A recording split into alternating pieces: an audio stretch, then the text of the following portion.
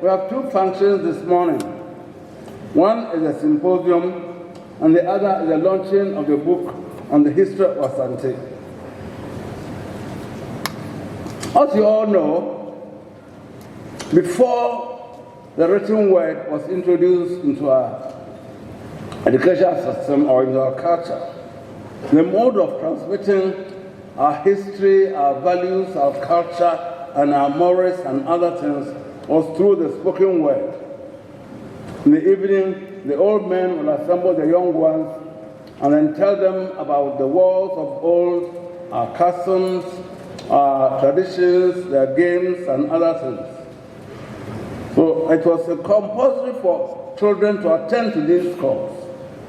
Hence, we coined the word Tite Ka Asum. It has been corrupted to Tite Ka Aso, but it means Tite Ka Asum, that is, the past resides in the years. However, with the introduction of the written word and calligraphy, the year became less receptive to Tite, and therefore new modes had to be introduced to maintain and retain our history and to transmit it from one generation to the other. We were fortunate to have Otumfo Agma Prempe, the second Asantehene, the first formally educated Asantehene to ascend the stool in 1931, and through the dint of his hard work was able to restore the Confederacy which had been disbanded in 1896, in 1935. Immediately upon ascending the stool, he felt that our molds needed to change. So, perhaps our children were going to school, and for that matter, they were not getting the tuition that they deserved and they had to have.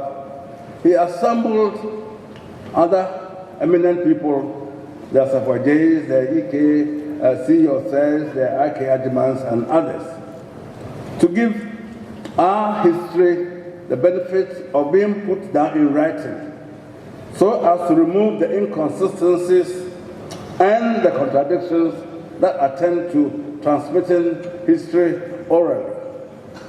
This was indeed a formidable task which lasted several years. And it is a happy coincidence that he had Professor Tom Maskaski, an eminent son of Asante, who though he's been with Asante for over 50 years, since he came to Asante in 1968. Virtually a year passes without his coming down to us and writing about Asante and all our histories and everything. And Professor Maskaski has accepted to edit this book. And this is a veritable history of Asante from our own perspectives, without any biases, without any contradictions, and without any enlargements or any diminutions. And the second aspect of the program would be to auction the book. And I'm sure that you have come down with your deep pockets and with your fact check books so as to give the auction the necessary support that it deserves. I'm sure that those of you who would buy at the highest price will have autographed copies by Otumfo himself. So, as I said earlier, I welcome you.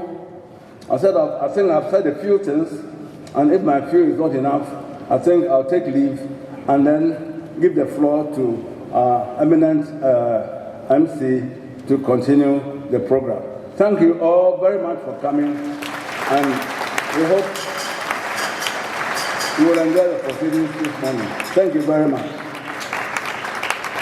Please help me appreciate once again the Asantehene, the Chair of the Council of States and the Chair of the Silver Jubilee Planning Committee, Nana Otuosrebo II. It has fallen to a very distinguished son of Asanteman to chair this morning's auspicious event.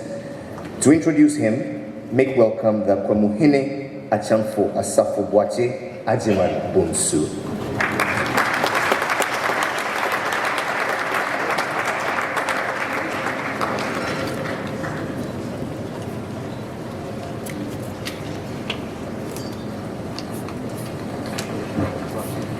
Thank you very much, MC.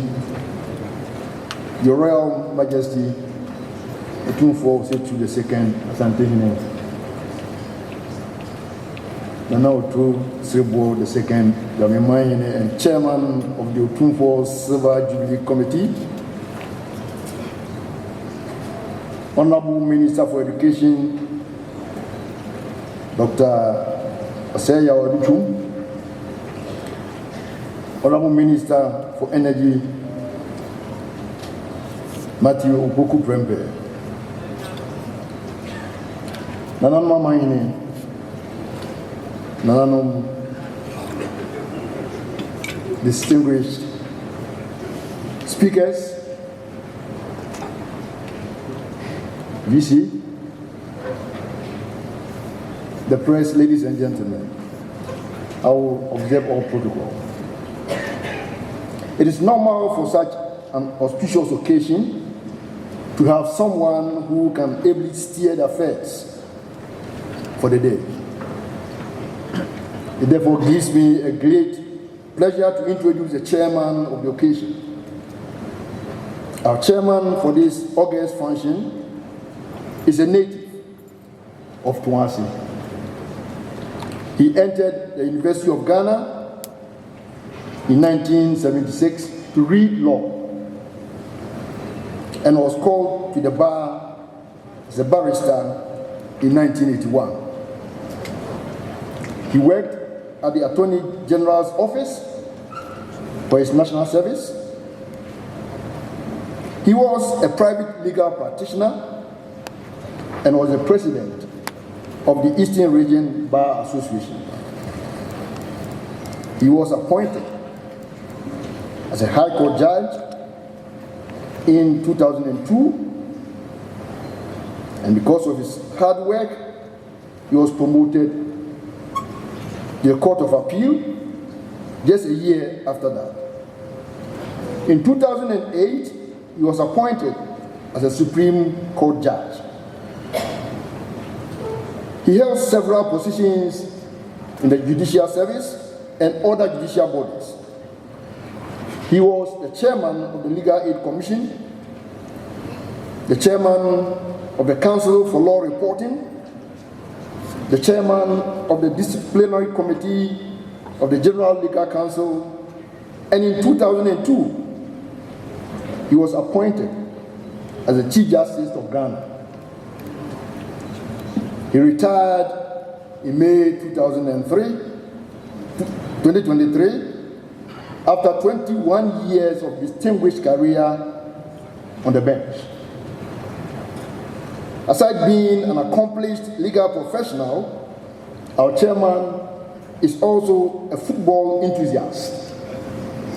No wonder he was elected as the chairman of the FIFA Disciplinary Committee and also became the first African to be elected to occupy one of the FIFA judicial bodies. He is married with 4 children.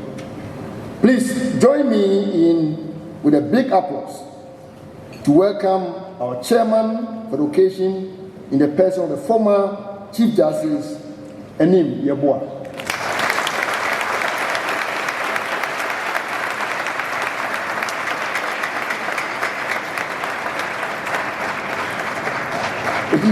Ladies and gentlemen, your chairman, your audience.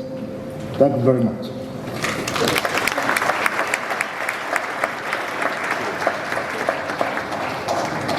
And now, may Lord Justice, the chair, your audience.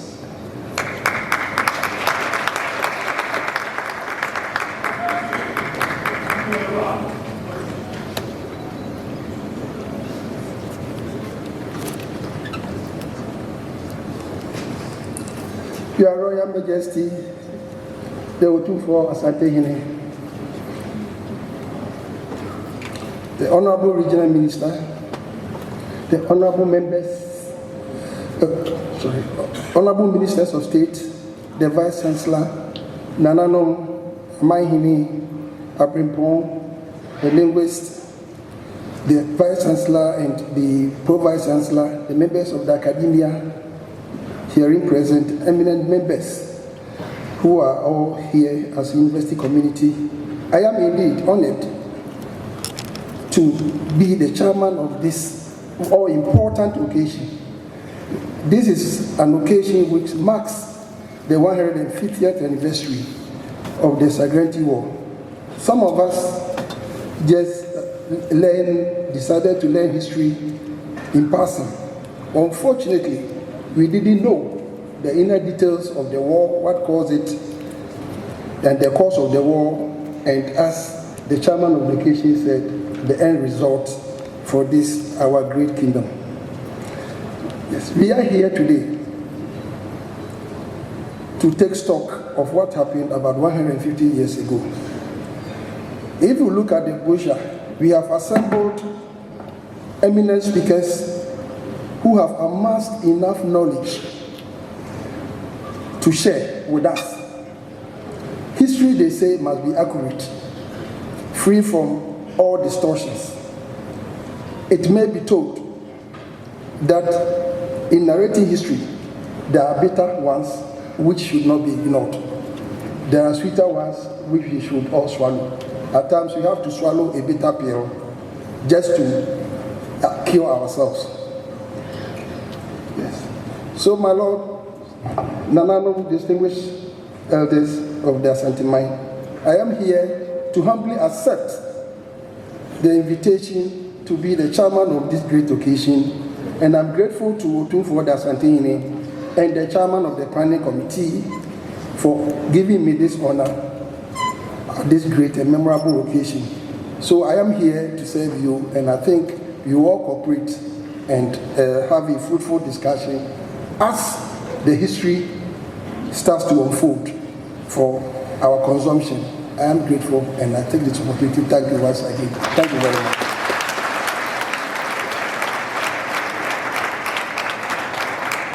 His Lordship Justice Kwesi Eninyeboa is our chairperson for this august occasion. Please, a round of applause. We thank you for accepting to chair, and we know that your great years of experience, your grace and aplomb will come to bear on today's experience. We now move to the symposium.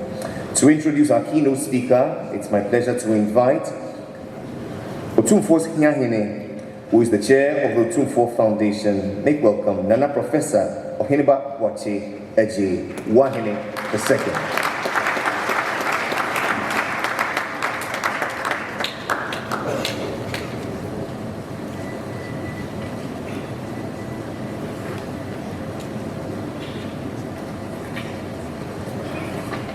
Well, thank you very much, Jerry. Your Royal Majesty, Otumfuo Osetutu II, Asantehene, Nana Otu Sribo II, Chairman of the Jubilee Planning Committee, Mr. Chairman, Chief Justice Eninyeboa, Honorable Minister of Education, Ya Osei Educhum, Minister of Energy, Honorable Matthew Poku Prempe, Doctor, Regional Minister of Ashanti, Vice Chancellor, KNUST, Nananum, distinguished ladies and gentlemen, allow me a few minutes to introduce our keynote speaker for this landmark symposium on the Sagrenti War. We have with us today no other person than the illustrious and prolific historian, Professor Thomas C. McCaskey, also known as Kwaku McCaskey. He was trying to get close to Kwakudia, Otumfuo Kwakudia. Well, Professor McCaskey is a professor of Asante History, Center of West African Studies, Birmingham University, United Kingdom, and Professor of History of Africa, School of Oriental and African Studies, London University. He retired 2011. He first worked in and on Asante in 1968 at a tender age of 22 and was the youngest faculty member in the history department of the University of Ghana. He spent the whole of his life working, researching, writing, and publishing on Asante. He has written 2 monographs on Asante, State and Society in Pre-Colonial Asante, and Asante Identities History and Modernity in an African Village. He has also published over 80 papers on Asante, 50 of which have been republished in his Asante Kingdom of Gold, Essays in the History of African Culture. The history of Asante kings and the whole country itself.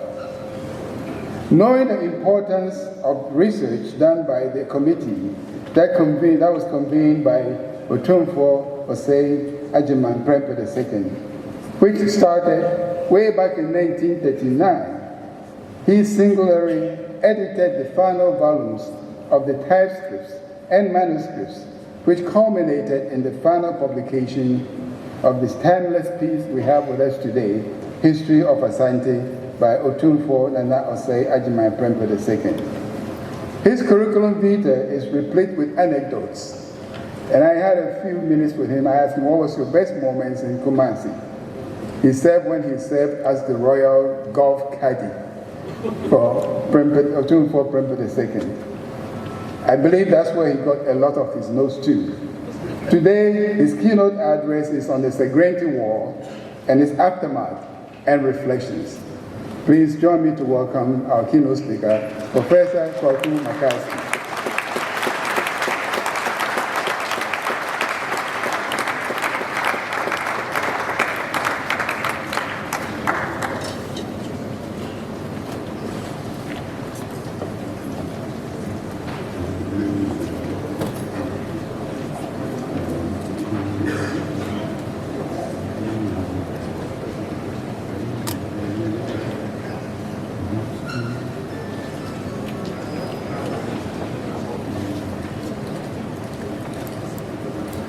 Nana Otumfuo, Nana Num, distinguished guests, and the public, I am very honored indeed to make this short presentation about the Segrenti War. I want to start very quickly with a review of the reign of Kwekadu Agyeman, who died in 1867. The reason I am doing this is simple. Kwekadu Agyeman was the most pernickety and stickler sort of man when it came to the law. He is known as Kwaku Anansi, Kwaku the Wise. He is known as Agyeman Bambuo. He was somebody who really enforced the laws of Asante.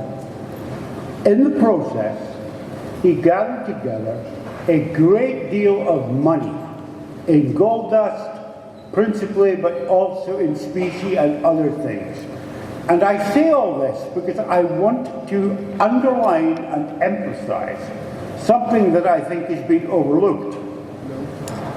When Nana Kwekadu Agyeman died in 1867, he left behind a very great deal of money. And I will give you some idea of this. The money was stored in three places.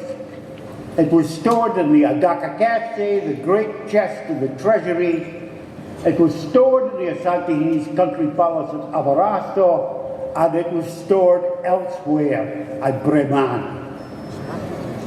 The sums involved I've been able to calculate because we know the dimensions of the Adaka Cache, and with assistance from members of the British Mint, chemists, engineers, the kind of people who can know about the science of gold and the measurement of gold and all the rest of it.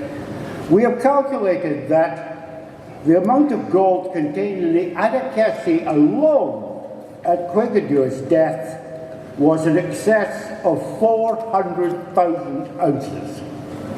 Now, the 100,000 ounces in 1867 were worth £1.2 million sterling. But you know what's happened to gold in our lifetime.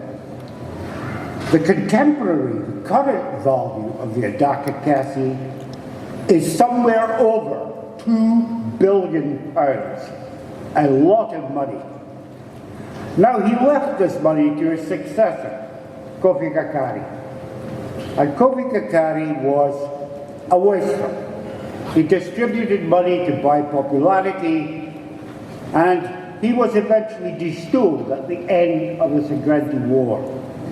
I'll come to the war in a moment, but let me simply say that, to underline what I've already said, that the attempt to get back the treasures looted from Kumasi by Sir Garnet Wolseley in 1874 takes no account, because it cannot, of the gold in gold dust and unworked gold that the British must have carried away with them. We don't know about this. Of course we don't know, because it was loot, private loot, and so it is separate from the cultural artifacts that Nana Tumfo is trying to retrieve for the Asanteman and retrieve for the Republic of Ghana. Now, the war itself is often referred to generally as a colonial war, one of Britain's first colonial wars. But we can refine that a little. We can refine it, in fact, quite a lot. In the 1860s and 1870s, Britain came to realize that it did not have a first-class army. In fact, it was an army composed of people, rather like in the 18th century, who had bought their commissions. And this had to change, and change it did, and the leader of this change was Sir Garnet Wolseley. Assisted by the War Secretary, Edward Cardwell, he modernized the army, and of course, this didn't mean just modernizing how it was run. It was modernized from the benefits of the Industrial Revolution. And I will name only a couple of things here. The British came to Asante in 1874 to make war, 1873 to make war, with telegraph communications, with people on board the ships who brought the officers to advise them on what Asante was like. In other words, intelligence gathering on a new and unusual scale. They also had with them, and perhaps most crucially, the Snider rifles. These were the result of revolutionary developments in armaments. And unlike the flintlocks used by the Asante or the muskets used by the Asante, these were very accurate, long-range repeating rifles. The first, or at least one of the first, among modern rifles. So they came, and they came with all this in their baggage and their intentions. Now, Wolseley himself was determined to rise to be head of the British Army, which he eventually did. And he brought with him to Asante a group of officers known as the Wolseley Ring, the Ring of Friends, who would rise with him.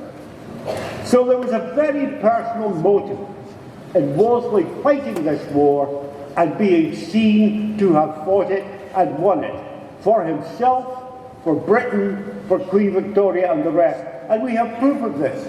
This was the first war in which the general in command, Wolseley, was accompanied by large numbers of the British press. This war was reported very extensively in England, with jubilation, of course, when Kumasi was taken. Now, the Asante themselves, Kwekadua Adjumant, for the 30 years of his reign, had maintained a hands-off policy towards any of the states south of the Pra and the Europeans. There were no real or significant Asante military ventures south of the Pra in the 1830s, 40s, 50s, and 60s. Kwekadua Adjumant's view of things was that Asante ruled inland itself and its northern dependencies, and the British ruled the whites on the coast.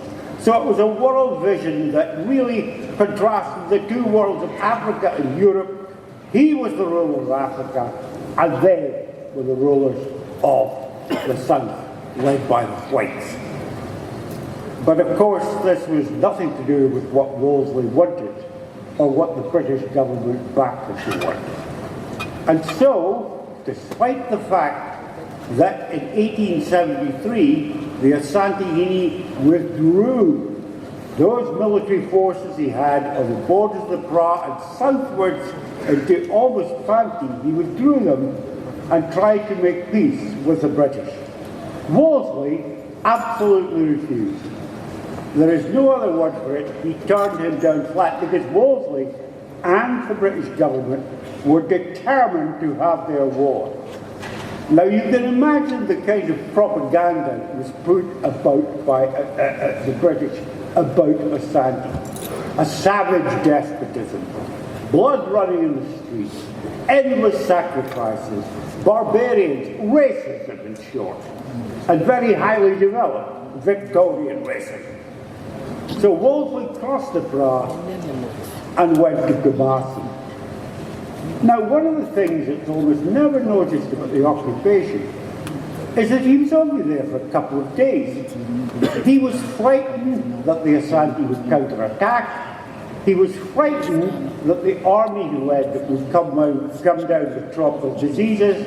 And so, having secured his victory, he scurried back to the coast very, very quickly, stopping only at Flomina, where he sent to enforce a treaty he had drawn up with the Asantehene Goblikakari. The treaty was a treaty of, and you may be allowed to laugh at this point, the treaty was a treaty of permanent peace between Britain and Asante. And he asked that Goblikakari, as a sign of goodwill, hand over 50,000 ounces of gold to show his good faith. He never did that, but that's another story. Now, in the occupation of Kumasi, the place was, as previous speakers have said to you, the city was burned and comprehensively looted. The Aban, the big story building constructed by Asantehene Yosibonso in Kusikwami in 1819 to 22, the King's Own Palace, they were all ransacked by the British. Now, I told you the amount of gold that was floating about Asante at this time in dust. We have no account of this. Soldiers just filled their pockets or took it away in little wrappings and things like that. So we just do not know about that, but we do know about the cultural treasures. And I just want to mention two of them in passing, and they're simply this. In the Wellcome collection, the foundation in London, there is the largest gold mask known from sub-Saharan Africa. It is a portrait of the Bandahini Woroza, defeated and killed by the Asantehene Osekwanbo in the 1760s, and it weighs over 2 kilos. Its current value in gold alone, never mind its aesthetic value, its cultural value, its value in gold alone is over 80,000 pounds sterling. The other piece of loot that I want to particularly emphasize was not taken in 1874. It was taken in 1896 when the British returned and arrested Asantehene Adjumant Prempeh. Now, you would think this was nothing. Somebody must have just picked it up and taken it away. It was a brass basin called the Ayakasi, which was displayed before the Royal Mausoleum at Bantama and was part of the practices of recalling the ancestral monarchs of Asante. It is simply a brass basin, but the British took it away. When Prempeh came back in 1929, he wrote to the British and tried to get this battered brass basin restored. And the British wouldn't give him it. And it is still in Britain at the United Services, the Army Museum in London. The war itself had a catastrophic effect on Asante. Catastrophic in the sense that, well, in a number of senses. Above all, it shattered unity. Asante works best when it's united under its king. The British seduced away and led away large numbers of defectors into the Gold Coast colony, and Asante descended into a period of anarchy. Now, you all know this anarchy was capped. Its lowest point was the civil war that occurred in Asante between 1883 and 1888.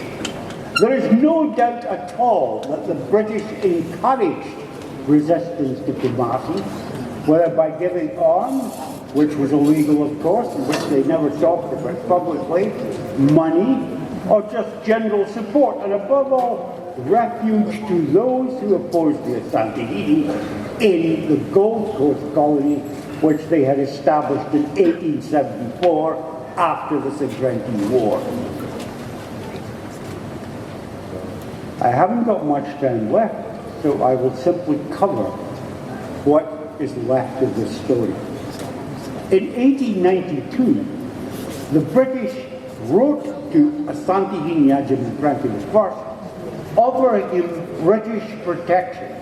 That is, that Asante, which he was trying to restore to its former status after the Civil War, that Asante should come under formal British protection.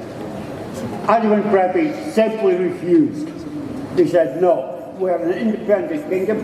Not only did he refuse, he sent an embassy to London to underline his point that Asante was an independent kingdom. The embassy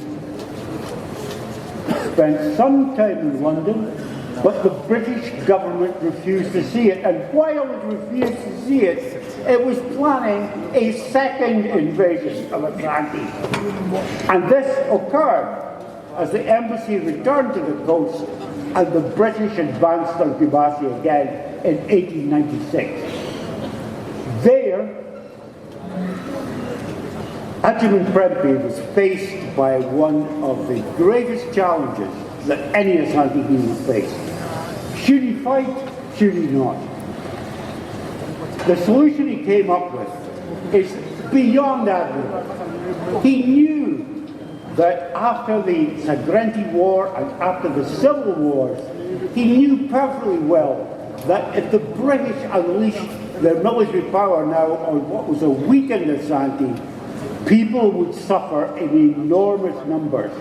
So instead of permitting this to happen, he decided to surrender himself and his mother and various other of his dignitaries in his family to the British, provided they prosecuted no military action in Asante. So he was taken away as a British captive, and the rest of the story you know. He remained on the coast until 1900, and then he was sent to Sierra Leone and finally to the Seychelles in the Indian Ocean, from which he did not return until 1924. But the Asante themselves had had enough of this. In 1896, when they took Prempeh away, they established a system of direct military, informal rule through collaborationist chiefs, people that they had appointed themselves to run the country for them. This only lasted for 4 years because the Asante themselves, ordinary people led by chiefs as well, fostered, created and fought a military uprising against the British in 1900. This is commonly known as the Yasatiwako because of the heroic behavior of the Ujwesi, the woman Asanteman. That war ended in the... This time there was no offer of perpetual peace, there was no offer of friendship, there was simply the fact that Asante was made a British Crown colony in 1901, was given a British governor to rule over it in the absence of an Asantehene, and in the aftermath of the war, large numbers of people convicted of treason against the British Crown by fighting for Asante in that war were jailed, hanged, or otherwise deported. Now, There's very little else I need to say, except that this is a shameful episode in British history, like most of British colonialism. It is a shameful episode because it was based on industrial might and a racial ideology. The British were never a great continental military power. They did not have large land armies. What they did have and what they pursued was an overseas empire from which they could extract money through trade, preferential rates, and all the rest of it. And Asante was one of the earliest additions across the world to that particular empire. It's often forgotten, and this is my final remark here, it's often forgotten how short British colonialism was. When I came to Asante, age 22, with Aduboahen in 1968, I met people who had lived all the way through the British period. They were born before the British came, and they were there when the British left in 1957. So it is time finally to put this episode in the past and to reassert Asante unity under the Asantehene and go forward into the future. And I encourage more strongly Asanteman to pursue further the matter of the restoration of the treasures that were taken in 1874 and taken in 1896. Thank you very much.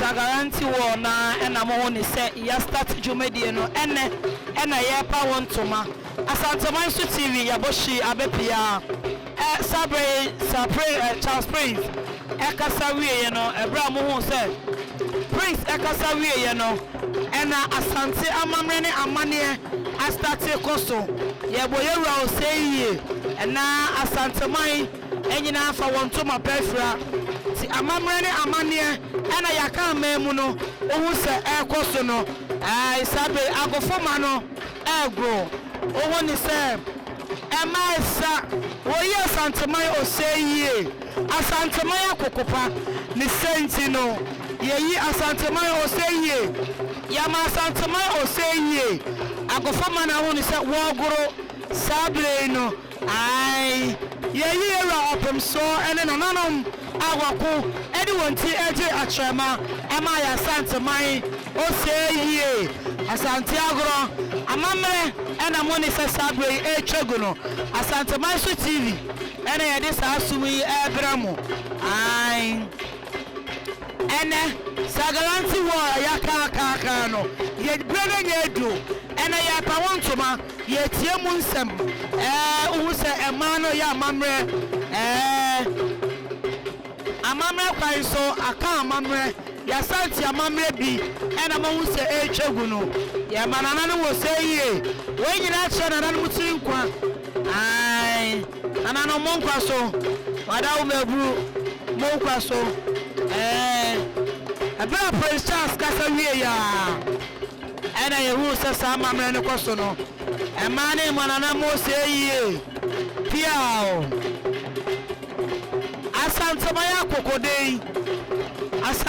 kokodei isenti emana nanu mo se yie Nana no Monkwa Sophia.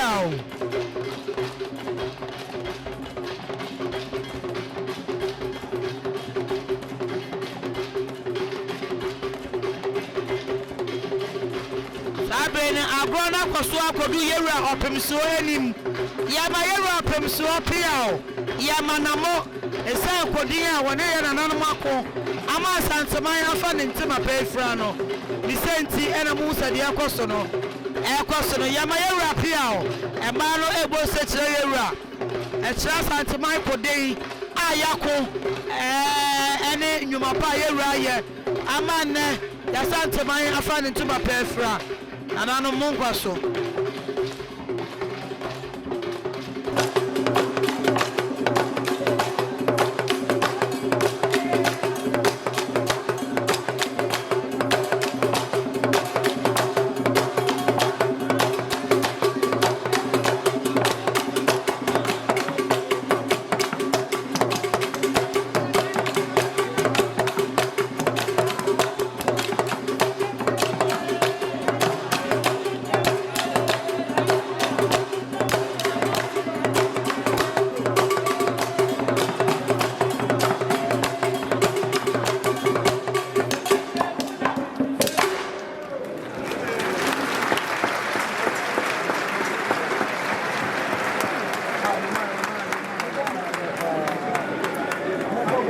What unites the people?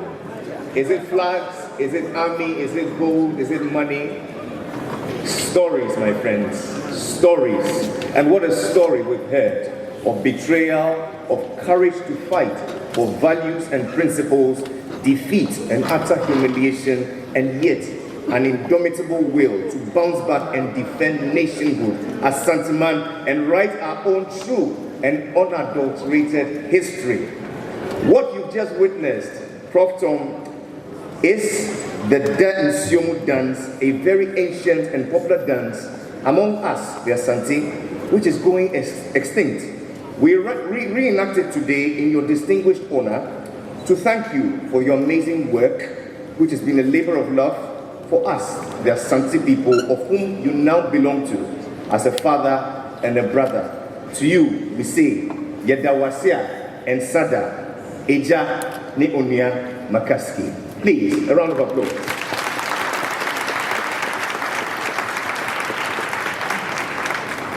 We proceed now in this celebration by acknowledging the causes of the war, the cause of the war, Asanteman after the war, but most importantly, the significance of what this anniversary means to our nation moving on. We're delighted to have eminent men and women who are herein gathered to lend us their thoughts on the way forward. We'll be seated right in the middle, a son of Asanteman, who is the Ellen Gane Professor of History and of African and African American Studies at Harvard University, a proud fellow of the Ghana Academy of Arts and Sciences, and a corresponding fellow of the Royal Historical Society, UK, Professor Emmanuel Achampon.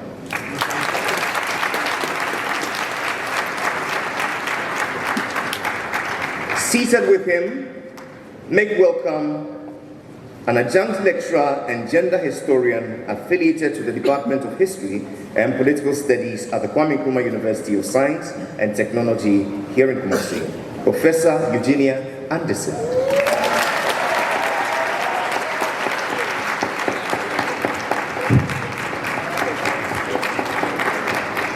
In their distinguished company,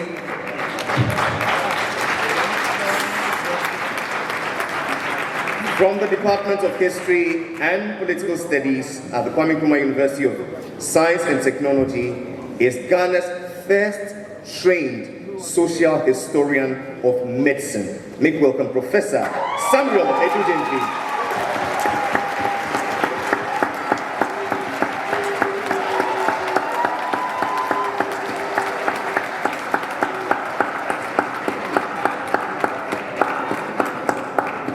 With joy, we receive the former research coordinator of the History and Politics section of the Institute of African Studies, University of Ghana, Professor Samuel Ntewusu.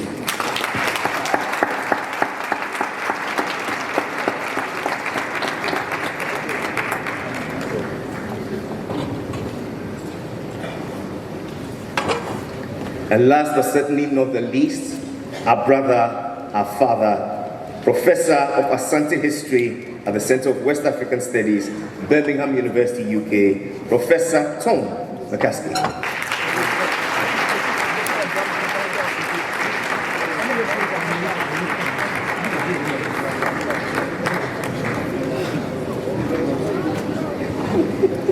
Prof, the moderator, you have an hour to deliberate.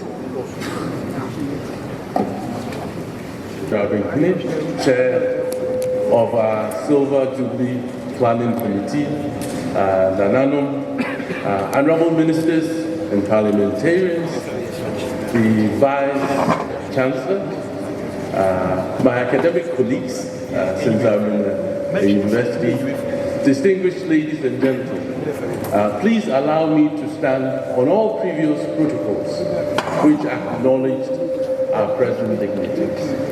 As Jerry mentioned, my name is Emmanuel Kwekwe Chamka. I'm a professor at Harvard. I will briefly give you the context and the format for the symposium, and then I'll sit down. So we are looking at the last quarter of a century, so from about 1874 through the Yasantua War of 1900-1901. Some of my colleagues may share reflections that might go a little forward than that. We have 4 speakers. So our first speaker will be Tom McCaskey to provide big picture. So we are looking at how the Asantehene and the Amantuo fared in this last quarter of the 19th century. So a big view. And then Samuel Ndujemfi will come after that and provide a perspective from Kumasi, a cosmopolitan city, a royal city, and the perspective on this last quarter of a century. Then we'll go to Professor Samuel Ntewusu, who will look at the missionary factor, both in Sagranti, going through the annexation in 1896-1900. After all, it was the taking of the Ramsiers and Kune, Bonas, keeping them in Kumasi for 4 years, that incited the sentiments that would lead or feed into Sagranti War. It is also important to note that as the 1896 expedition came, they were followed by missionaries. So it is not surprising that some of the earliest photographs we have of the submission of Prempeh and his mother are from the archives of the Basel missionaries, because they followed the invasion of 1896. Then we'll go to Eugenia Anderson, and I've been enjoying conversations with her these last few days. I've had the pleasure of being associated with 2 histories by 2 Asantehene. The first one by Prempeh I, when he was in the Seychelles, and then the present one that we will launch by Prempeh II. In conversations with Eugenia, she challenged me to reflect on what a history of Asante could look like if dictated by an Asantehene, and what that female perspective of Asante could look like. And I think I'll sit with that for some time to come. Each speaker will have 12 minutes for opening remarks, maximum 15 minutes. Because they are professors, they are welcome to come to the podium to share their opening reflections. I encourage them to look in my direction, so when I do this, you know you have 3 more minutes, and when I do this, you know you have to stop talking. And since Otunfo is here, stop talking, you stop talking. After they finish, we will open up for Q&A, and I'll ask the audience to ask a question. Let it be a question or a very brief comment.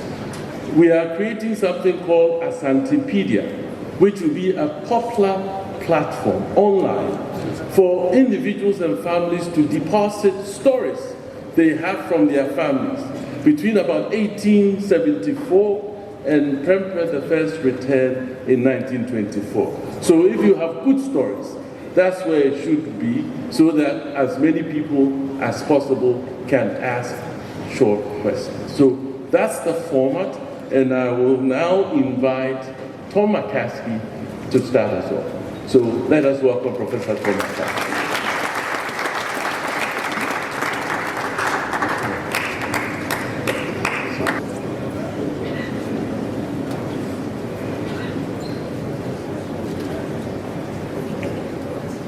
You will be getting tired of looking at me, I think.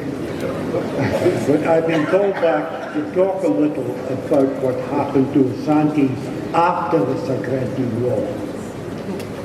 After the Sagrenti War, Kofi Kakari was de-stooled because he had presided over the humiliation of Asante.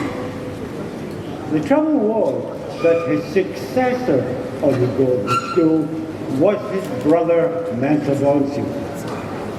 Now, Mensa Bonsu was a man of avaricious, greedy, and vicious temperament, and is remembered as such today. He had a low, whispering voice, and if he could not hear you, or you could not hear him, he would find you, or punish you. He was that sort of person. And in the conditions that followed the Sagrenti War, he was a tyrant, and he is remembered as such. He died on the Prasu in 1900, and his sons had him disinterred and reburied in Kumasi in 1911, and there was a huge outcry against this happening, but the British allowed it to take place. Well, going back to his reign, he thoroughly alienated almost everybody in Asante, and he began this by invading Juaben in 1875 to, in his view, bring it to heel. The Juaben had fled once before, but they fled this time south again to Koforedjua, New Juaben, and they would not return. And this opened the floodgates. Without that unity, and Asantehene was respected, and who could impose his will and interpret custom properly, without that, all kinds of conflicts broke out in Asante. Adansi against the Khoi, Mampong against Ijwesa, etc., etc., etc. And these are covered enormously in Prempeh II's book, which you'll be very happy to hear I'm not going to read to you. And so these conflicts spread throughout Asante. When I was introduced, it was mentioned that I had written a book on a Kumasi village between 1850 and 1950. That village is now in Kumasi. It's Adibeba, which belonged to the Manweri school. And in that book, I was able to cite testimonies of people who'd lived through the Civil War of 1883 to 1888 that were collected in the 1940s. And it was a period of intense deprivation. People starved to death. People were homeless. People were refugees. And meanwhile, the warlords, the Asantehene, who had asserted themselves against Mensa Bonsu, descended into a civil war between themselves. The country was in ruins. Kumasi, in the end of the 1880s, was in a terrible condition. An Englishman on his way to Jaman in the Ivory Coast visited it in 1889 and said it was virtually in ruins. It was nothing like it, the way it had been portrayed in the early 19th century by earlier English visitors. And so, Asanteman Prempeh came to the stool in 1888 amidst these ruins. And he set about repairing the Asanteman, bringing it back together as best he could. And he had some notable successes. An expedition to Nkoranza in 1892 brought the Nkoranzahene back into the fold of the Asanteman's dependence.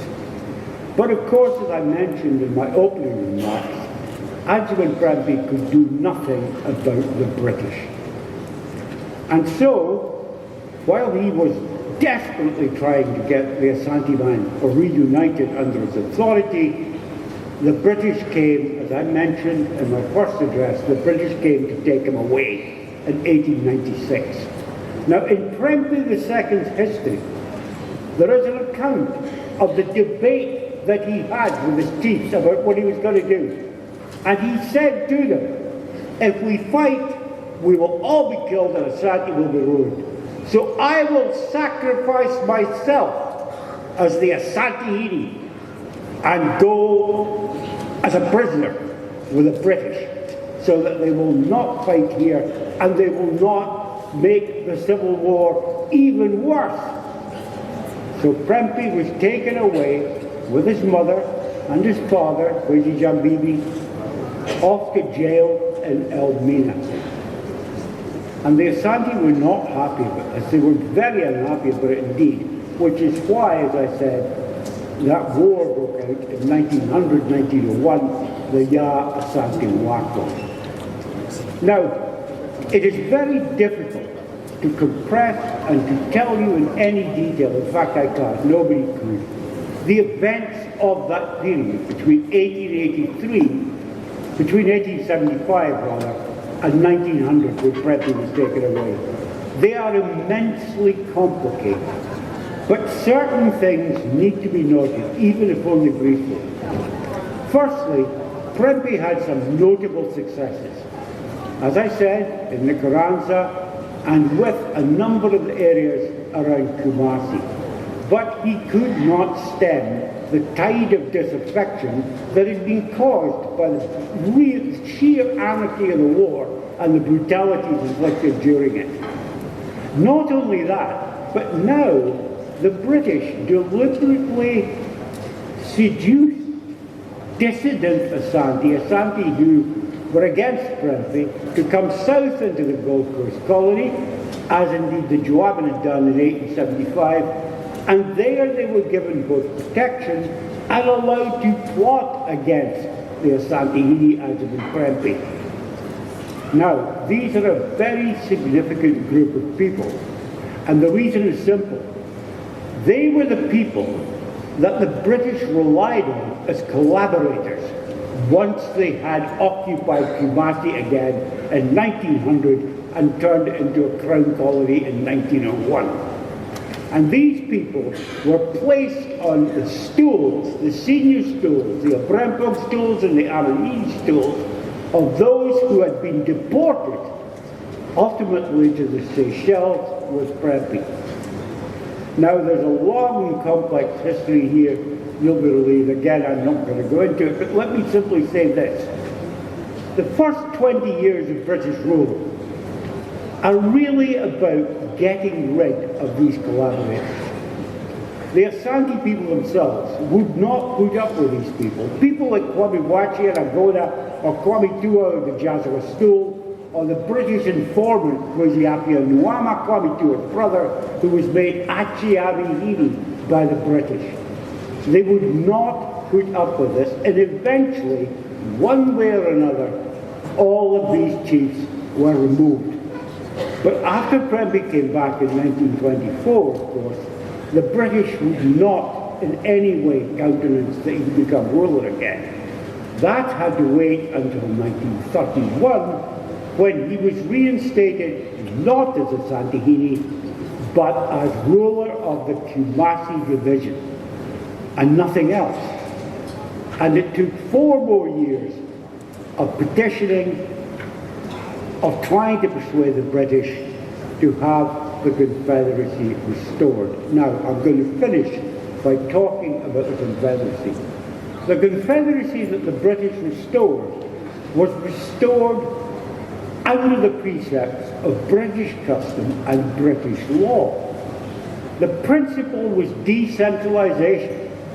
They would not, for their own political reasons, accord the authority that Kumasi had enjoyed in the pre-colonial period, and they encouraged, if not secession, then forms of independent action by all these armies.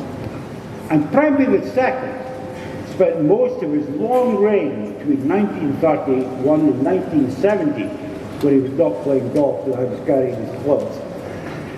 He spent most of his long reign trying to restore the old Asante, the Asantehene's authority, the Asantehene's arbitration of custom, and these forms of traditional government back in Asante. And that struggle, I'm going to name no names, but that struggle, as you all know, everybody in this room knows, goes on to this day. I will merely mention, in conclusion, Kumasi. When I first came here in 1968, Kumasi had 100,000 people. Now it's got 4.25 million people. Where is the land to come from? Well, we know that right now, as I speak, land is the biggest issue in Kumasi. And the Asantehene has to defend the Golden Stool's rights in the land in Kumasi, which were taken away by the British and then restored only in part in the 1940s. So, there are still battles to fight here, and I hope they're battles that will be won. Thank you very much.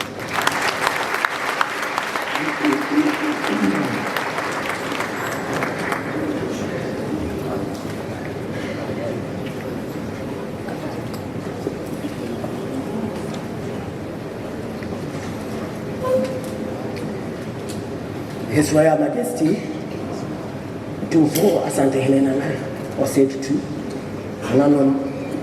the Vice Chancellor of KMST, Pro Vice Chancellor, Ministers, and all hearing present, may I stand on existing protocol to proceed. I shall try to sketch my thoughts around the 18th and the 19th century Asante politics. My interests fundamentally would be to focus on Kumasi.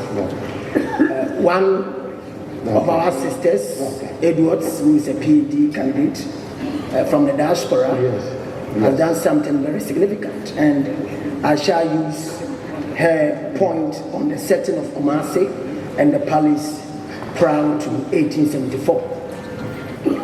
The 19th century cosmopolitan city of the Asantehene in Kumasi was a well-built metropolis and economic center covering 1 mile north to the south and 3/4 of a mile in width.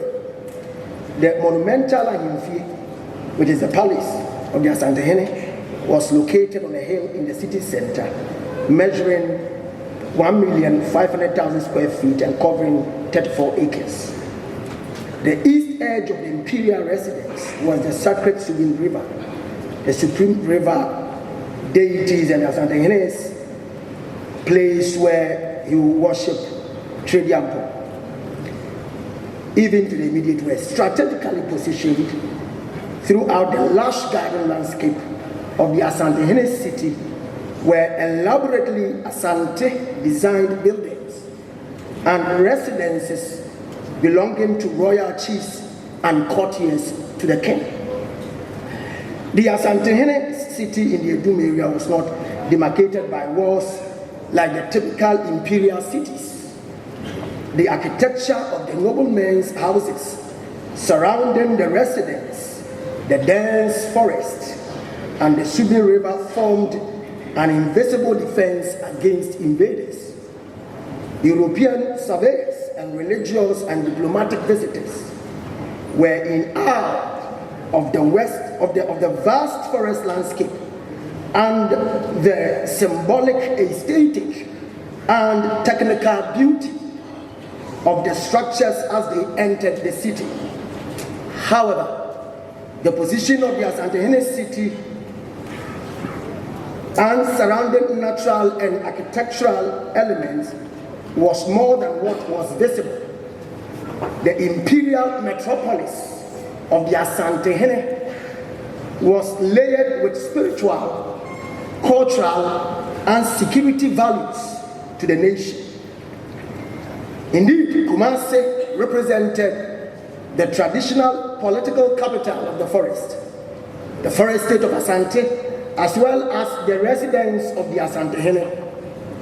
The Oyoko royals all important Kumasi office holders and functionaries stayed there and performed services associated with the Kumasi court, and their conjugal families resided in Kumasi. Again, it is significant to note that Kumasi was also the cultural capital. In this capacity, the atmosphere of Kumasi was characterized by elegance or sophistication, as initially noted. In fact, in 1874, the British, led by Sir Kenneth Wolseley, defeated Asante and ransacked Kumasi. The election of Prempeh I as Asantehene, which began 10 years after the Second War, was marked by civil war and eventual deportation and exile with key Asante leaders in 1896, first to Sierra Leone and finally to the island of May in Seychelles.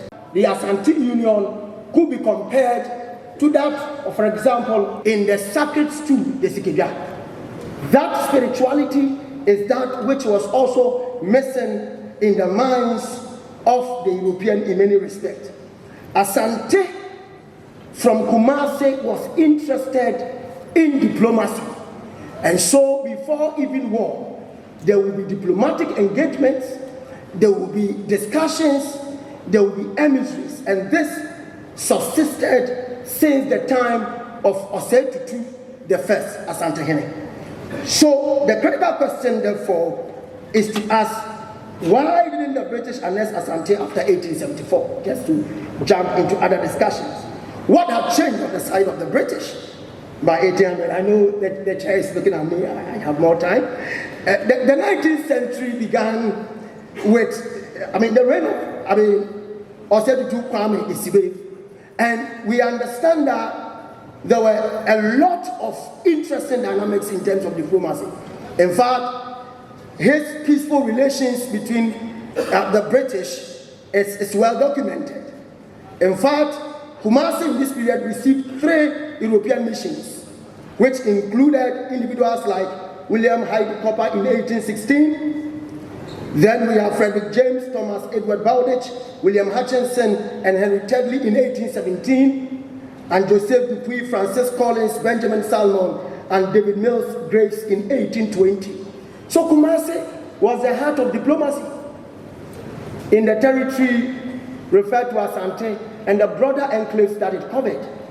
So that is just one example which suffices, right?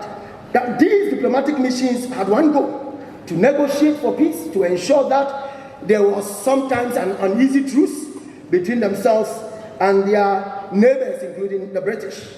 So 19th century diplomacy in Kumasi took a rather different form, nature, and approach over a period of time. It was associated with a changing political scene, especially with the growing influence of Europeans at the coast. So diplomacy, which is effectively known in a modern sense, which requires that you have a representation in a territory negotiating for peace, among other social, economic, and political dynamics, subsisted within Asante. In fact, from about the 1760s onwards, Kumasi had brought, conquest, and received rent from Christiansborg Castle from the Dutch.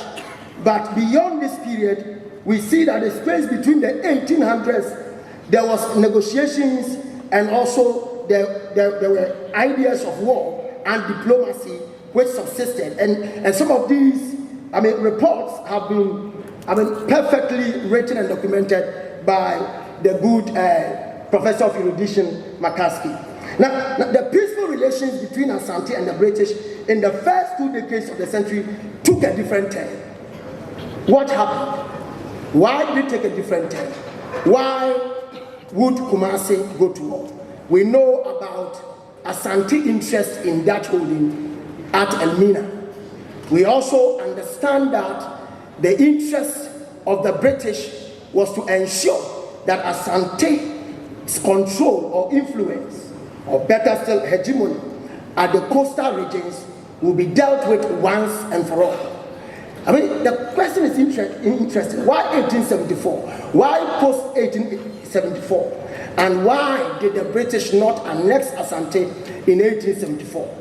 Now, if you look at the account of what Paul and Kimberly and the others who have written extensively on that, including Professor McCaskey himself, whom I referred to, signed.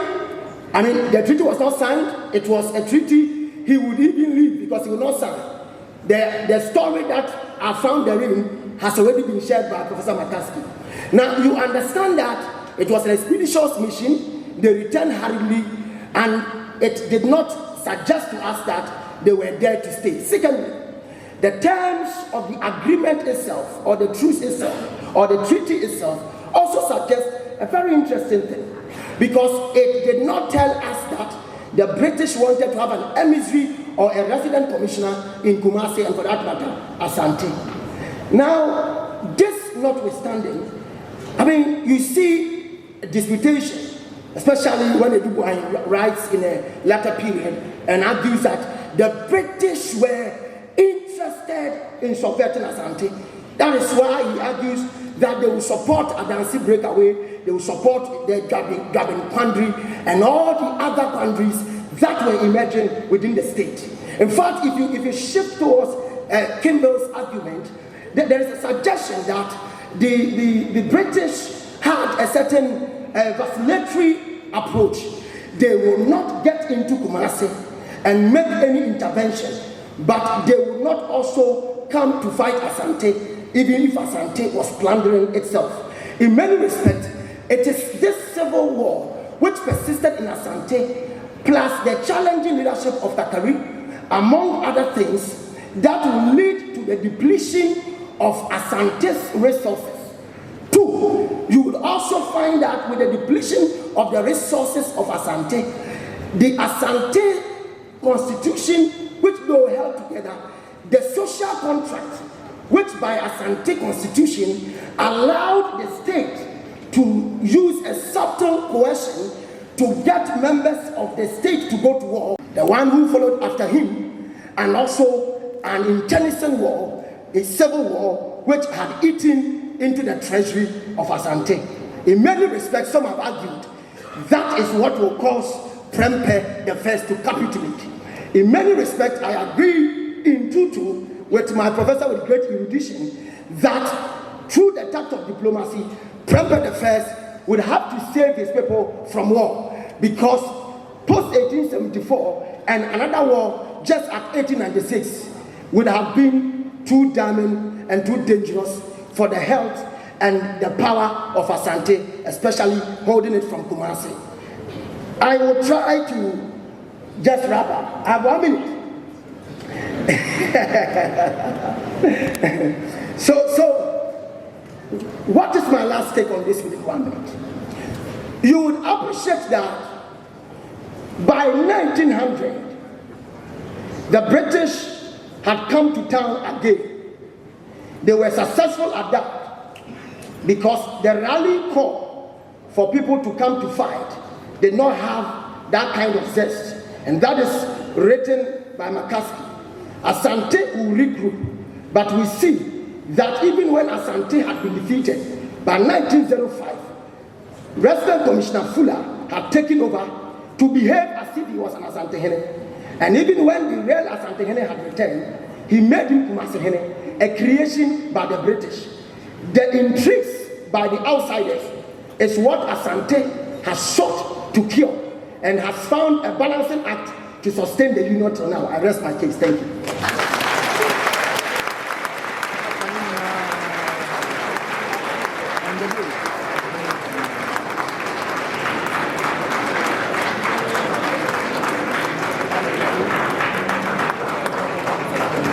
His Royal Majesty Otumpo Osei-Tutu II, Nananom Keynote Speaker Professor Thomas McCaskey, Honorable Ministers, Clergy, Professor Emmanuel Achampong, esteemed and distinguished scholar of Asante history, invited guests, ladies and gentlemen.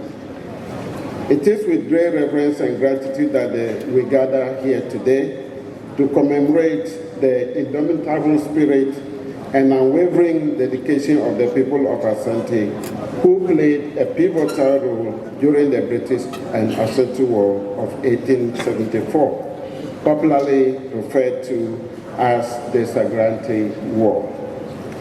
As we delve into the annals of history, we also uncover stories of courage, of compassion, and sacrifice that resonate with the Asante nation. My role in this symposium is to discuss the missionary factor in the Sagrante War.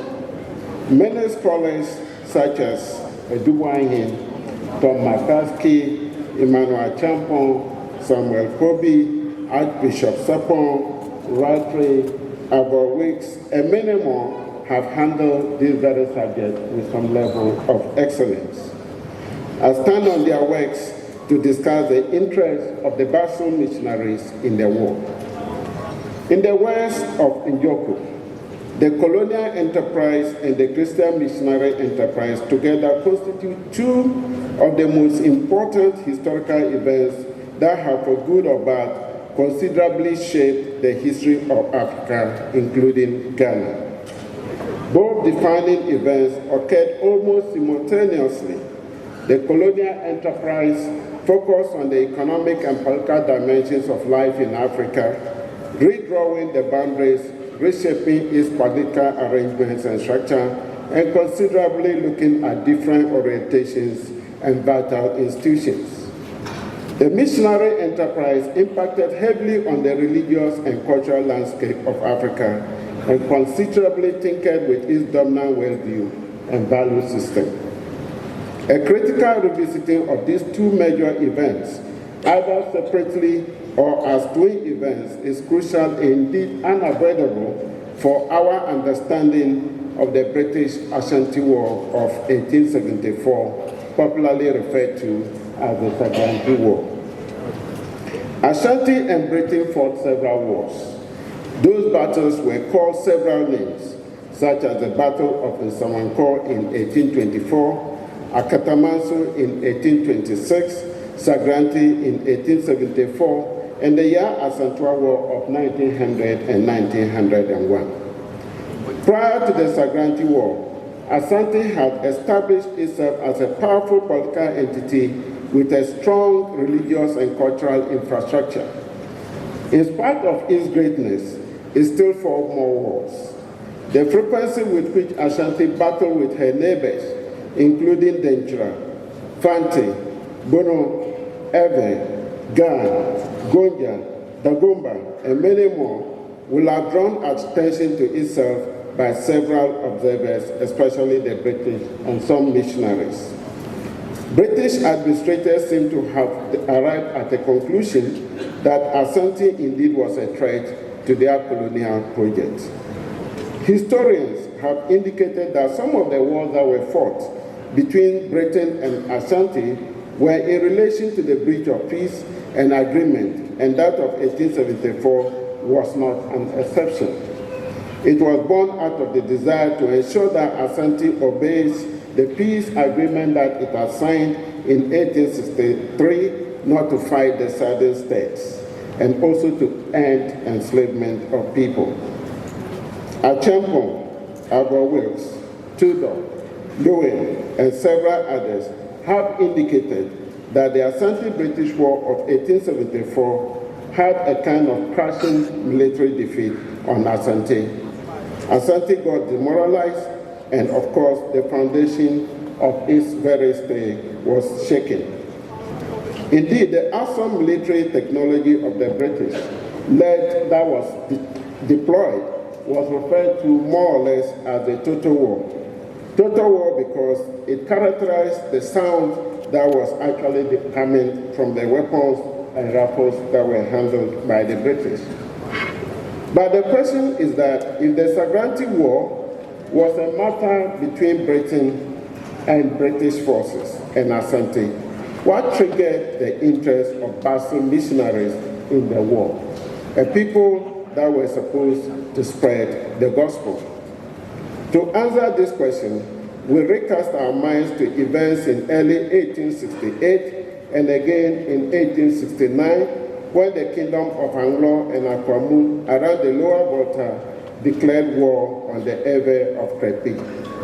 In the ensuing war, Asante soldiers sacked Krepi towns, including Sokode, Enum, Ho, and took along with them missionaries, including Ramsey and his people, Johannes, Kuhn, Smith, Richard, and Pam, Ramsey's maid. We might begin to wonder why an internal war could lead to the capture of missionaries. One needs to understand actions and events of this nature from the complex relationship that had developed between society, church, and the state. The Christian church in the Gold Coast at that time was lumped with other European agencies such as governments and trading firms. The church could hardly be considered by the people in the Gold Coast as an agency with a separate existence.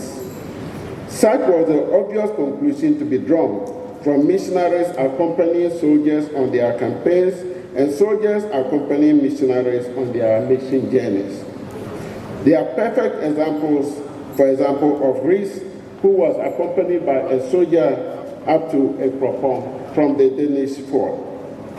There's also evidence of Freeman going to Kumasi accompanied by military officers.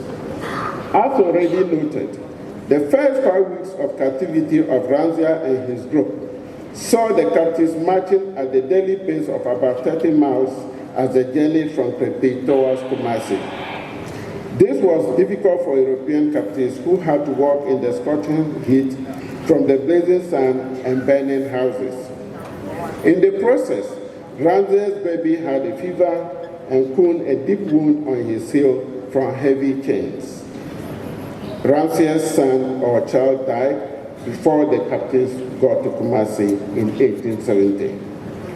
Their hope of gaining freedom once they got into Kumasi, as they expected, was yet to be realized. The detention dragged on for more than 4 years. In captivity, Ramsey's wife gave birth to a second child. Attempts were made to release the hostages. David Asante of the Basel Mission, in his letter to the captives, highlighted aspects of ransoming operations that have taken place. And I quote, "Twice have we sent messengers to the Ashanti camp offering money for your release, but in vain. I have been sent to Begro on the frontier of Achim to try and come into communication with you as up to the present. We have only heard of reports from you. I give the bearer a pencil, paper, and scissors that you may write or send some of your hair as an assurance that you are still alive in Kumasi." With lack of success on the part of the Basel Christian Mission, the British colonial administration for Gold Coast, who now had responsibility for Krepi, took charge to secure the release of the captives. One of the first decisions taken was Britain to take possession of Asante captives on the Gold Coast, including Bofo. I have some water. Bofo's nephew, whom British officers retrieved from Krobo in 1869. The plot, it seemed, was to swap captives for the Europeans in Kumasi. Hence, in June 1870, the British governor of Cape Coast, John Popo Hensley, released and sent to Kumasi a batch of Asante prisoners seized in a previous Asante war around Achim, with a promise to free more of Asante captives upon the release of missionaries. That was also not successful. At another time, he sent Asantehene a gold-embroidered silk worth about 100 pounds. That also did not help matters. Instead, the demand was for 100 ounces of gold, or about 1,440 pounds for each captive that was being held in Kumasi. To fast forward to 1872, Karkari sent the captives to Fomena, south of Asante on the River Pra. And the message to the British administrator was that 1,000 should be paid to Asante agents in Cape Coast per captive so as to seal off the deal.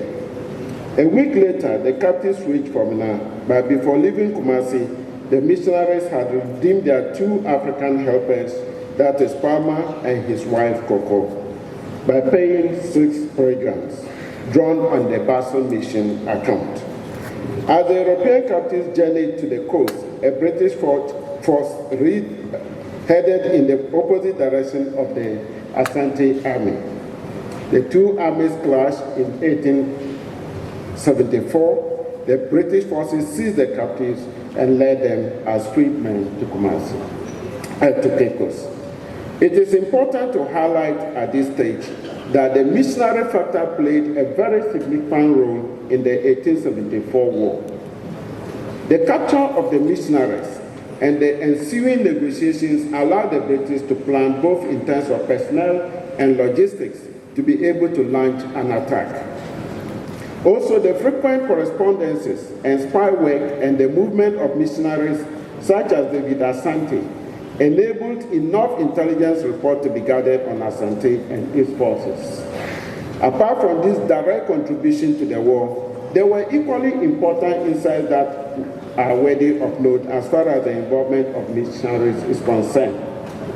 The support of missionaries for the war was simply to provide them with a clear form and a direct or indirect way for stability and order in the missionary enterprise in Asante, since the frequent wars between Asante and the people of the coast proved to be unduly disruptive and even explosive for missionary work.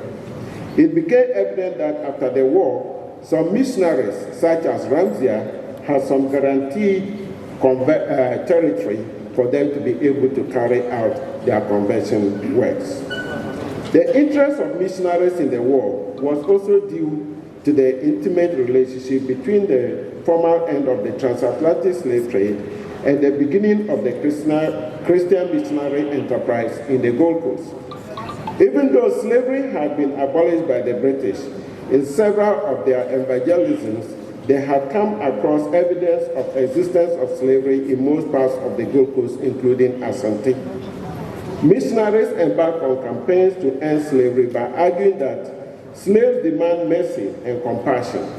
In their mission to Asante, Sir Ganan Wolseley and his band of fighters projected the war in such grandiloquence so as to gain some sympathy and support from missionaries within the Gold Coast and also outside of the country.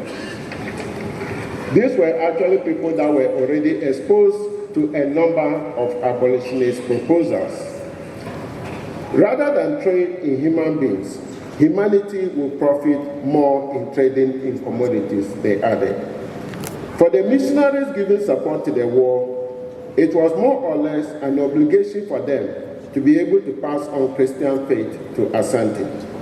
For the missionaries, the defeat of Asante was construed and seen as a kind of remedy for the slave trade and a civilizing mission.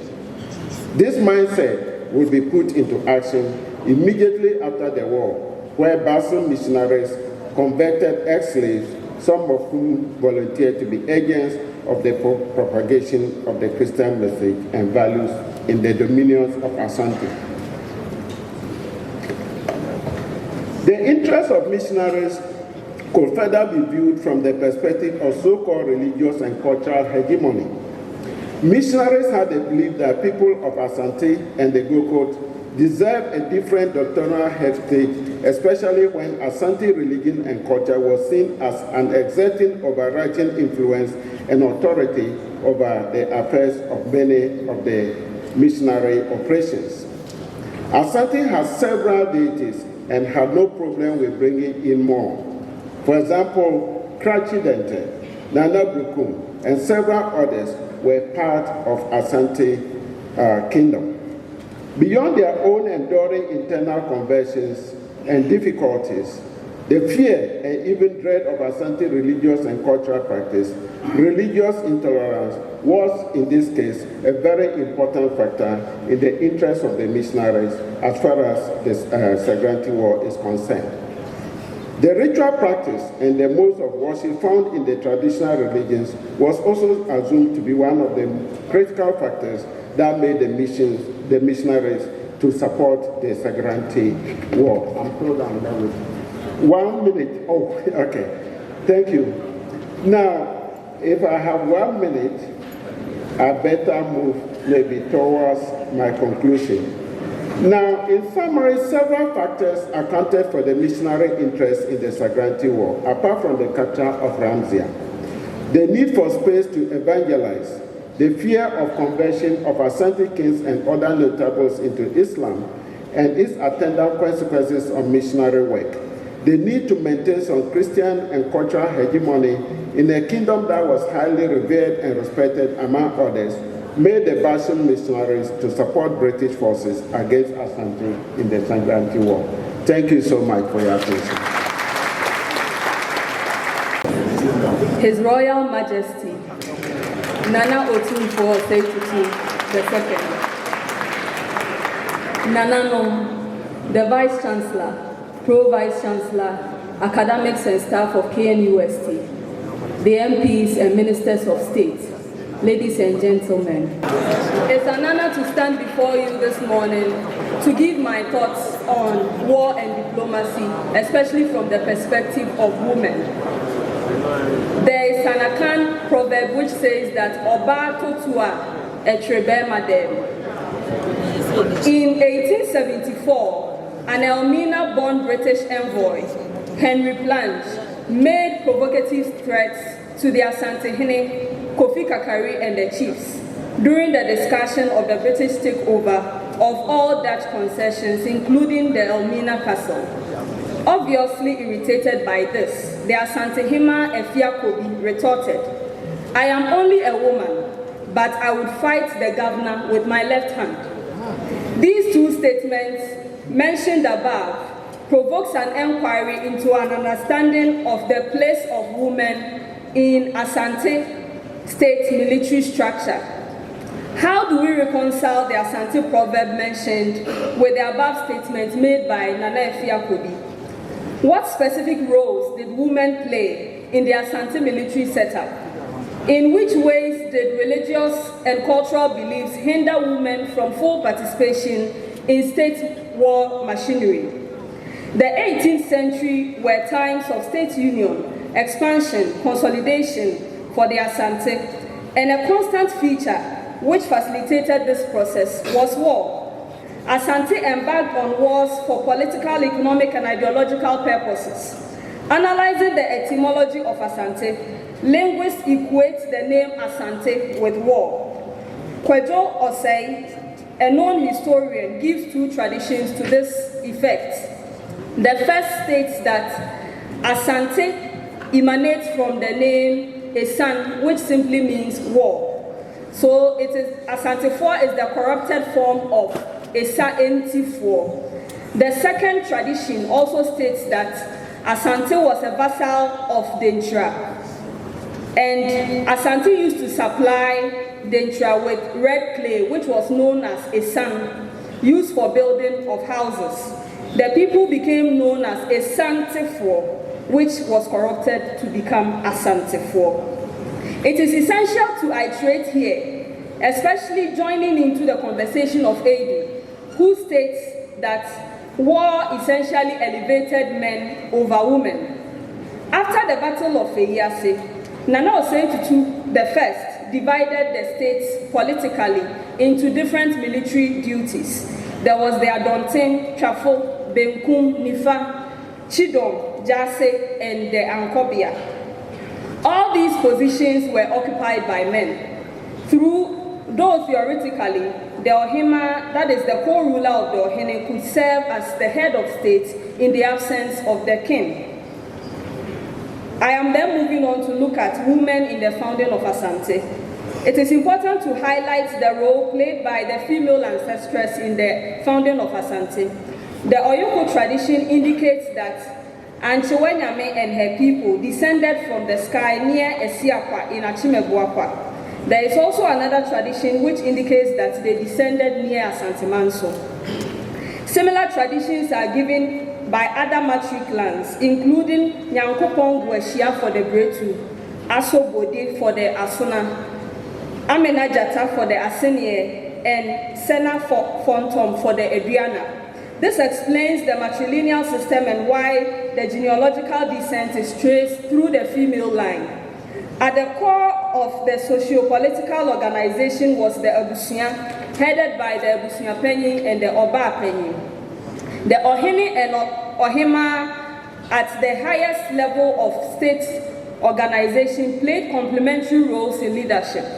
The political status was conferred by the Ohima, who also served as the royal genealogist to determine the legitimacy of claims made to any vacant stool. And this accounts for the Akan proverb, Obana Owo Ohene. We are moving on then to look at women and war. Women played crucial roles in war politics in Asante. Nevertheless, their roles are largely ignored and underrated due to Asante's religio-cultural beliefs attached to war and gender. It is important to emphasize that childbearing women did not engage in frontline warfare, not because of their physical inadequacies, but because of the fear of menstrual contamination. Menstruation inhibited women's political progression because of the cultural beliefs attached to it. Though menstrual blood was considered a source of fertility, menstruating women were considered ceremonially unclean. They could not attend social activities in the community, participate in religious ceremonies, honoring their ancestors, visit the chief's court, or associate with any male government official. Menopausal women, however, were free from these menstrual taboos, enabling them to take part in ritual, social, and political activities. For an Asante menopausal woman, it was significant because it meant a shift from the normal life to become a respectable elder, Oba Penyin.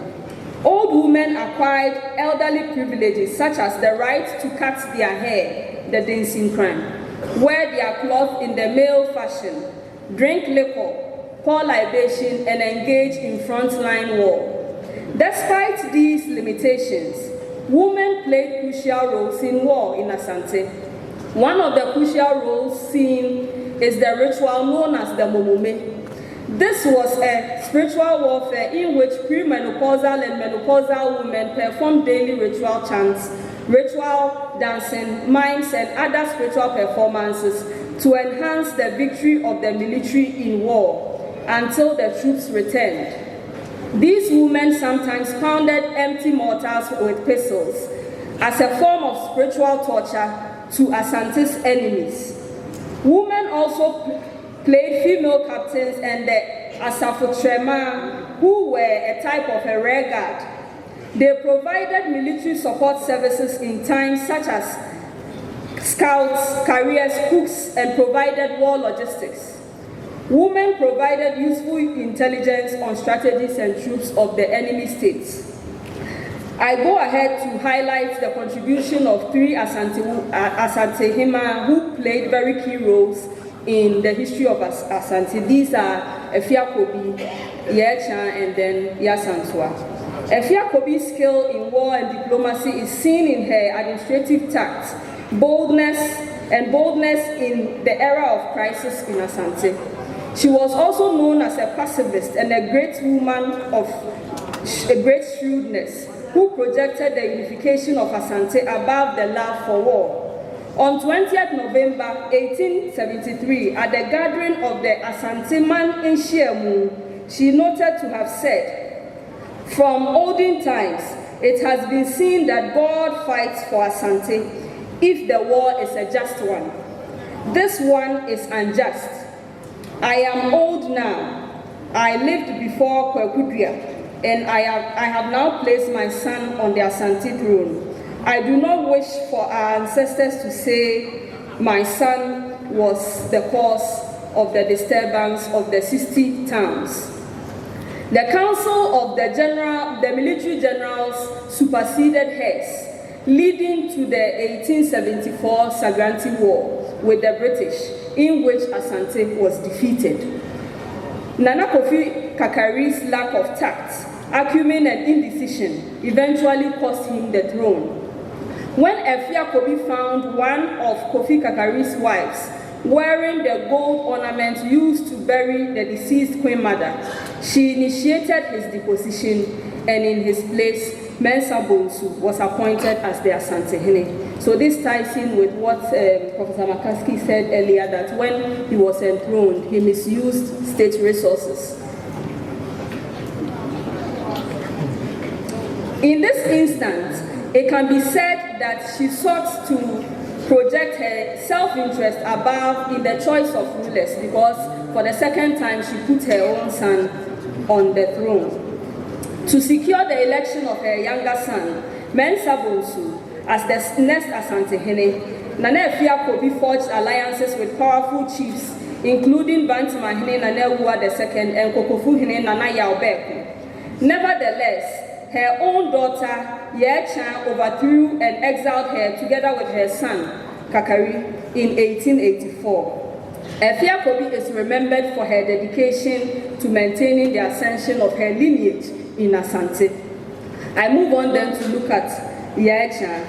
Yechan became the greatest rival of Efia Kobi as she ousted her own mother in 1884. She was known to be a ruthless ruler. She secured the arrest of Kakari in 1884 and ordered his execution. Over 200 Kakari's kindred were also annihilated in the process, though eventually he was spared.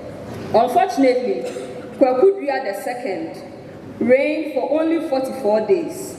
After his death, Yechan fought for the stool for her son, Prempe I. Supporters of her opponents, that is, Atrebuana, such as Butuakwa, Ochiame, Jobin, and Samahene Echampon, were all executed in the process. This led to a prolonged war of 4 years. Within the period, she assumed the role as a rival ruler of Asante and took possession of the golden stool so that no opponent could be enthroned. In Asante norms and value systems, the accumulation of wealth played a key role in power struggle. Yechan was a wealthy trader who used her money to finance the ambitions of her children. As a known wealthy woman, Yechan deployed her resources liberally. It was known that she bought loyalty using land. She also acquired a large supply of Snider rifles and ammunition to aid her self-ambition. As a result, she was given the title Oba Berma. Yechan remained resolutely opposed to British diplomatic missions, including Griffin, Hodgson, and Maxwell. This explains why she was targeted for exile together with Prempe I and other prominent Asantehene, other prominent chiefs in 1896. She died in Seychelles on 2nd September 1917 at the age of 77. I move on to the last heroine in terms of Asante history, that is Yasantua. Yasantua was a formidable-looking woman who had the slogan, "Men are not pillows for any woman to lean against." Yasantua played a pivotal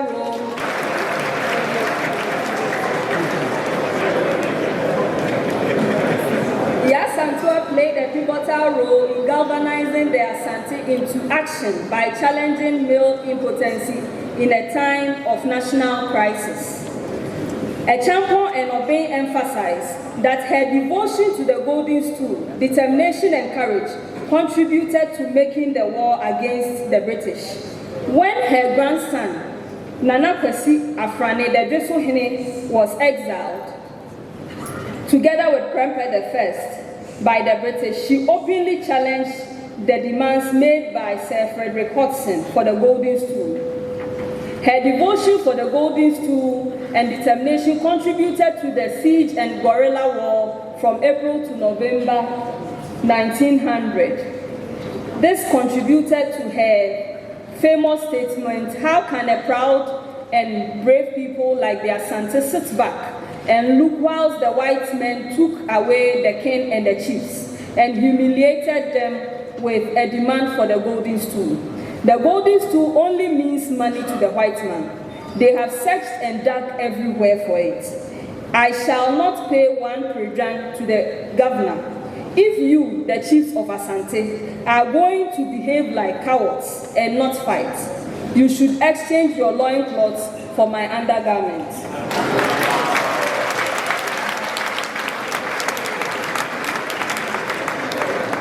For the sake of time, I'll move on to my conclusion.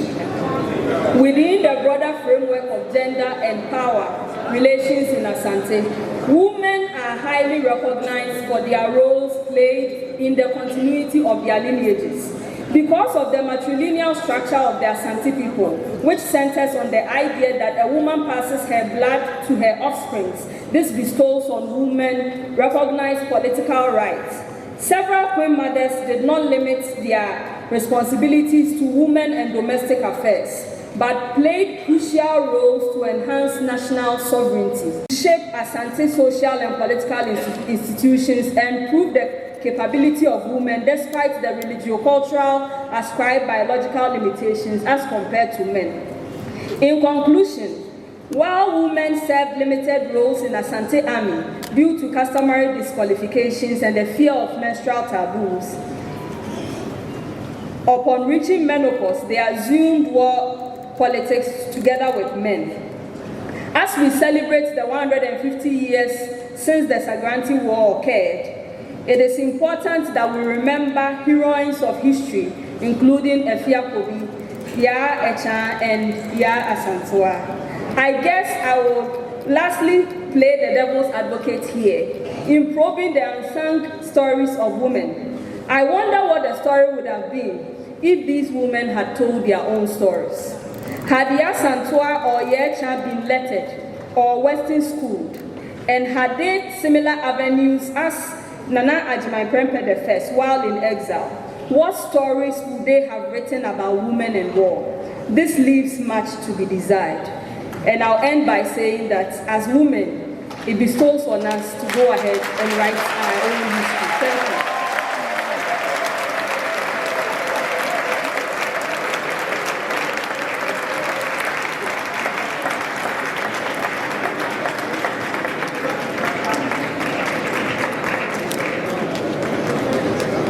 Thank you all very much. I've received royal instructions that we should end the panel discussion at 1 p.m. That's why I was sending all these timekeeping instructions. So unfortunately, though I had promised Q&A, we will not be able to do Q&A. For indulgence, for just 2 or 3 minutes to offer some concluding remarks like academic protocol requires, and then we'll thank our panelists and close our symposium.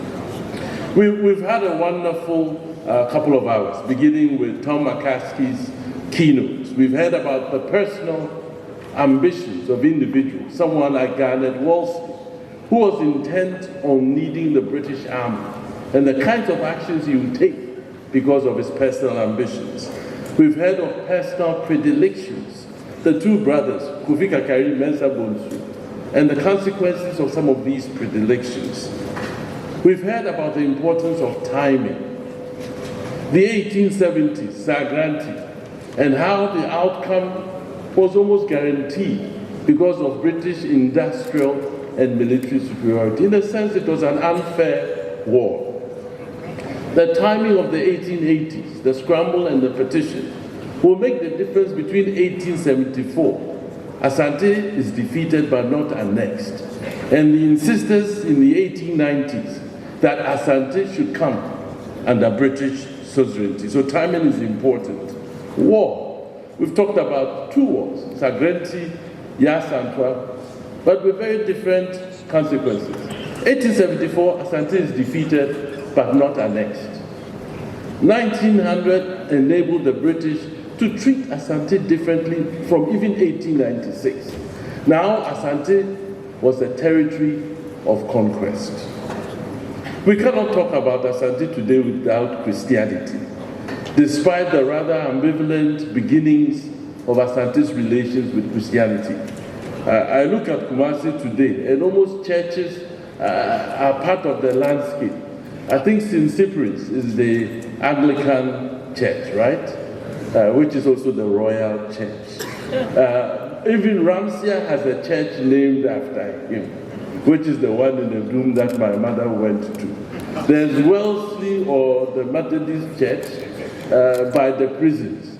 And you have to climb the hill to the Roman hill, to the Roman church. And it is true that the Asante have today indigenized Christianity, as Archbishop Kwesi Sapon affirms. Women are half the population, and we cannot go anywhere without our women. And I've enjoyed listening to Eugenia's reflections on three important Queen Mothers, Afia Kobi, Yecha, and Nandruso Hemaya Santwa. So this silver anniversary is a period of historical reflection and the capacity of history to rejuvenate Asante. Tetika Asun, as Nana Drabingine reminded us, and the Asante love history. Please join me in thanking our four excellent panelists for their presentation.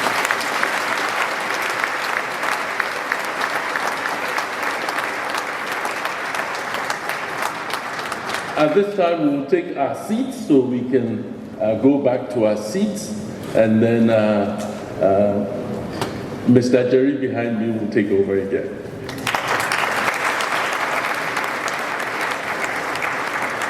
What shall we say to Prof. Tom McCaskey, Professor Eugene Anderson, Professor Samuel Edujemfi, Professor Samuel Intabusu, and the masterful moderation from Professor Emmanuel Echampong? Please, a resounding round of applause.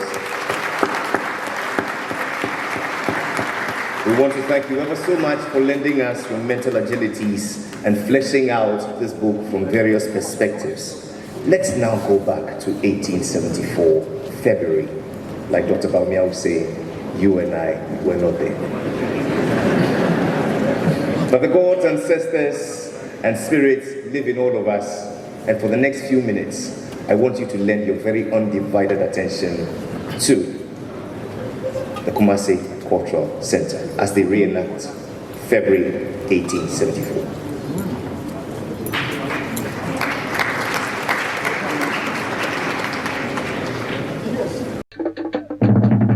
Asanteman TV, yes, some Mosompa.